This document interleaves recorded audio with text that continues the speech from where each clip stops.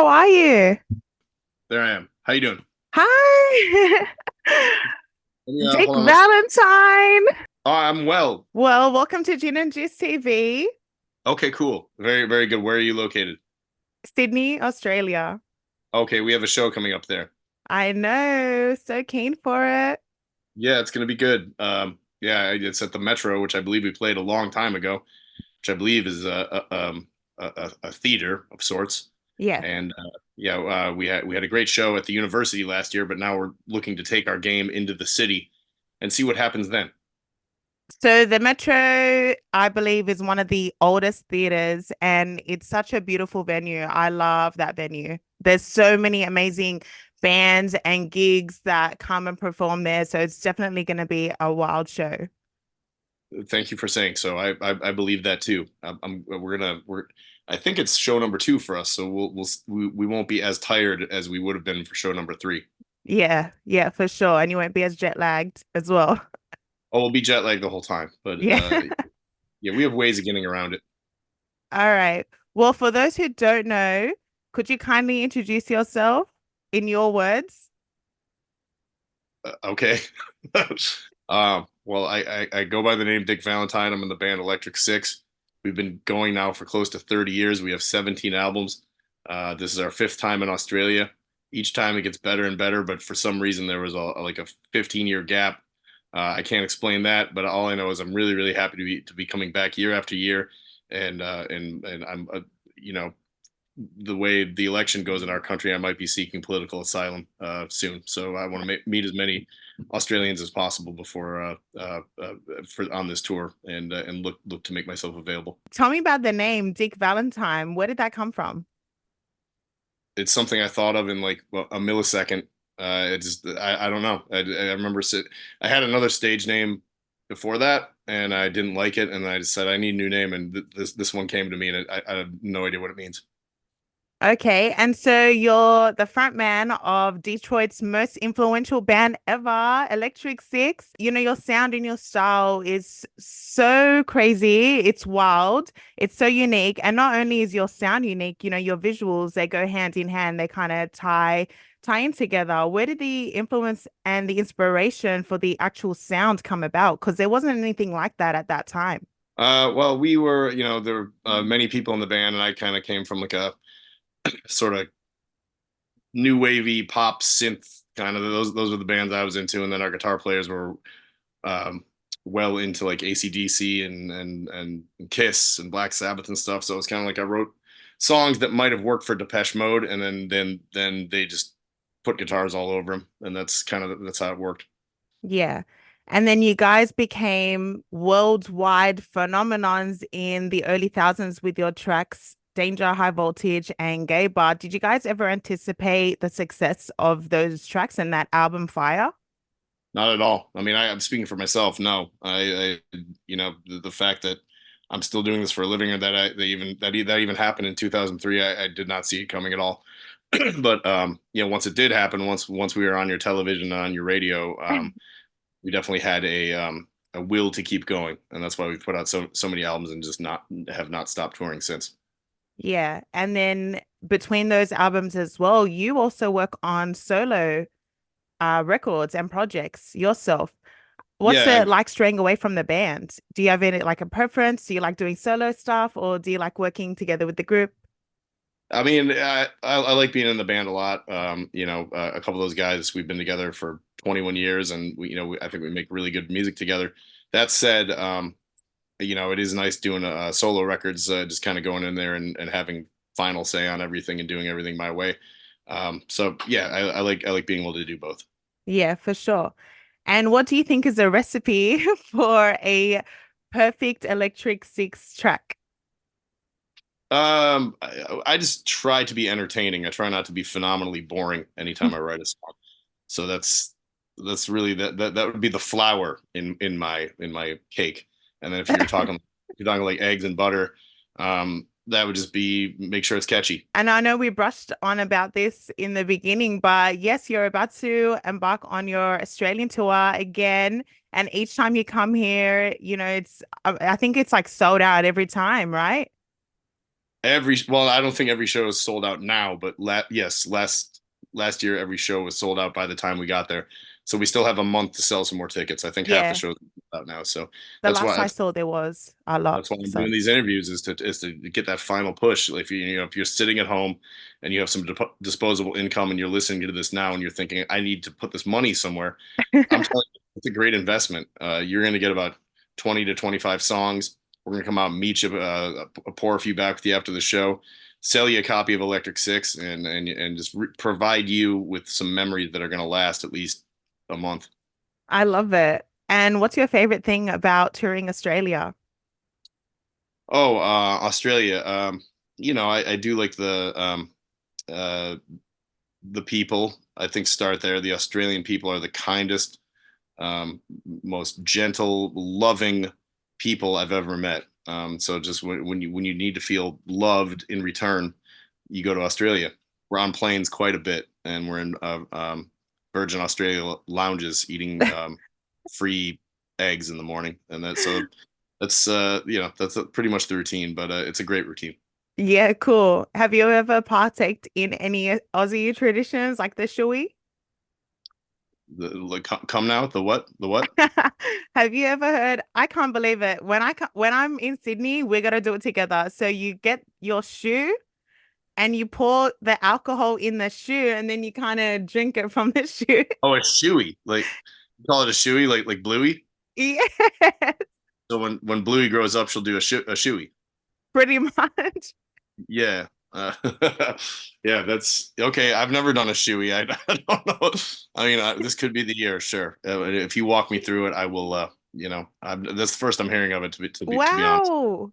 And you've Yeah. been here for so many, like you started coming to Australia, was it 2004 or something? Yeah, about that. No, nobody's. No one's ever told you. Get out. They're kind I of holding out on feel like you. I feel like I'm being pranked right now. Is this like a punked thing? Yeah, I've never even heard of it. Have you learned any Australian slang over the years coming here? Oh, what do you guys do? You I always say like I feel like you say like, that's cool as, right? You say like that's cool as like, you're leaving off the fuck. Like I Yeah, was thought sweet ass, sweet ass. so sweet ass or is this like I always thought they're leaving off the As F bomb. Yeah, sweet as AS. oh sweet as and then so they're leaving off a blank. That's what I was Yeah, thought. yeah, Okay, yeah. yeah. Yeah, that's it. Okay. Yeah, no, that's uniquely Australian.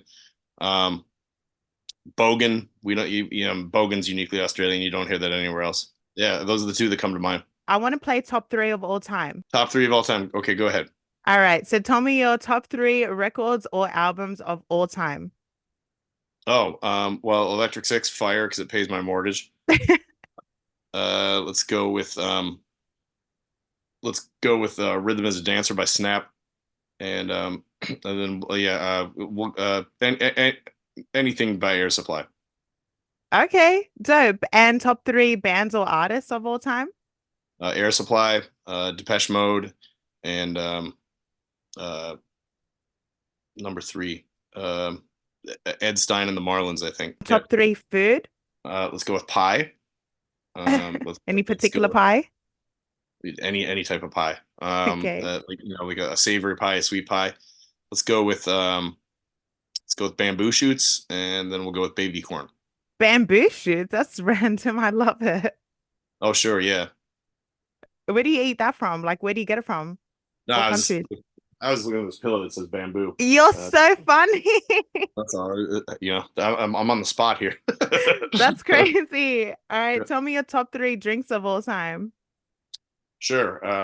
Let's go with the Negroni is my favorite right now. Do you have Negronis down there? You Yeah, must. hell yeah. Okay. So I like that. I like I like a good smoothie as well, non-alcoholic smoothie, and then let's just go with um, uh, margarita. Oh, that's my favorite. That's my number one. Yeah. What about gin and juice? You know, it's so funny. Well, I named this after I took inspiration from Snoop Dogg's gin and juice. Mhm. So, but look, it isn't my favorite drink, but it could be my second favorite, but margarita's for sure number one for me. You know, it can change depending on the night and depending I'm a on hypocrite. also depending on what you've eaten. You know, I mean, if you haven't eaten anything, you need a base. You know, because if you have gin and juice, then a margarita, then another gin and juice, it's going to take its toll. Yeah, yeah. I'll be like doing Yeah, cartwheels and stuff. that's when you need a pie. Yeah, there you go. All right, so tell me your top three favorite brands. It could be clothing, could be a sports brand, electronic brand, whatever brand, car brand. Sure. I JP Morgan Chase, I think is a worldwide bank. Uh, Ooh, yeah, they got most of the money now. I like Etihad Airlines. okay. And let's go with Sears. Top three movies. Sure. Go with Star Wars, Kramer versus Kramer, and what's the one? Let It Ride. Top three animations. Oh, right. Well, Mickey Mouse, Minnie Mouse, and I'm blowing up. Uh, number three, that's a tough one. Bugs Bunny, I guess. You like the whole Disney. Yeah. I mean, I haven't ventured out much. I mean, I mean, I'm sure I've seen other animation in my life, but you know, that one just keeps coming back. You know, Yeah, you can't true. escape it. You're right. Iconic, classic. Top three books. You can say your own because I know you'd be writing Right, yeah, some because I stopped reading books a long raunchy. time ago. Yeah, so we'll go with my audiobooks. Great call. I have Durango Dirty Sanchez, which I'm really proud of. The new one is called Wanted Man Wet Deck. And then my favorite one, other than the two westerns I've just written, I guess would have to be Glendale Glory Hole. So, but Ooh. I have I have eight audiobooks that I could sell you right now. That's dope. I want to come back to the books in a second. Okay, now tell me your favorite songs from Electric Six or your own solo projects, your top three. Top three, Synthesizer off our first record. We have a song called Routine Cocooning off of our album How Dare You, which is one of my favorites. And then a song called I'll Be in Touch, which is, you know, I love that one. I wish we would play it more often, but those are my top three. Love it. Let's go back to your books and all that because even the titles, they're pretty wild. Sure. I mean, I just decided to start writing gratuitously pornographic books, and I have a completed detective series. So it's six books in a kind of an LA noir series, and it's you know like there's actual detective stories. There's a plot, there's mystery, there's intrigue, but I've thrown in the sex, you know, as sort of comedic topping, if you will. I mean, it's like sex just breaks out, you know, for no reason, and it's kind of funny. And then I curate them into audiobook form and sell them to fans of the band and other interested people. Do you think you'd ever turn them into films or anything? That's why I play like when you know we have like massive lotteries here in America. You know they can get up to like $1 billion sometimes. So I buy you know when it gets to like the really high jackpots, I buy a bunch of tickets, and that's the only way. I mean, then I can self finance the films. That's the only way they'll ever get done, I think, because I don't really know too That'd many be people. so funny. I can just imagine. Have you ever heard of there's these cult horror films. I forgot the name of who does them, but I remember one was called like Killer Condom. Mm, I Do you don't know know? that, but no, but I'll look it up. Yeah, you actually really like them, but there's like a whole bunch of them and they're just really wild. So the Killer Condom ones kind of like they're in these really seedy motels and this condom kind of like just, eats the people and it's crazy. And it just reminds me of, your video Danger High Voltage, how it's just kind of quirky and wild. It's just kind of like that. That kind of vibe. Okay, I'll look it up. Yeah, Killer Yeah, Condom. check it out. I will do. All right. Well, we're excited to see you come down in August and, grace us with your presence and energy and all that. What can fans expect from the shows?